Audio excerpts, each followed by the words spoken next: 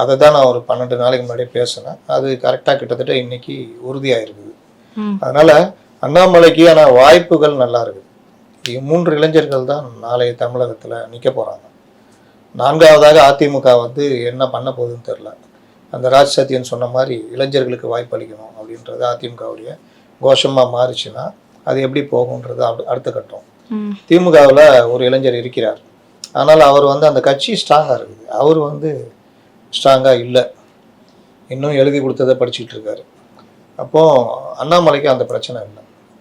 கட்சி ஸ்தாபனத்தை தொடங்கினா ரன் பண்ணிட்டு போகிறதுல பிரச்சனை இல்லை, இயங்குவதில் அண்ணாமலைக்கு பிரச்சனை இல்லை. அப்போது ஒரு இளைஞர் ஆட்சியில் இருக்கார், முதல்வராக இருக்கிறார், அவங்க கட்சி இறங்கியிருக்குது, இப்போ தான் ஆட்சிக்கு வந்திருக்காங்க.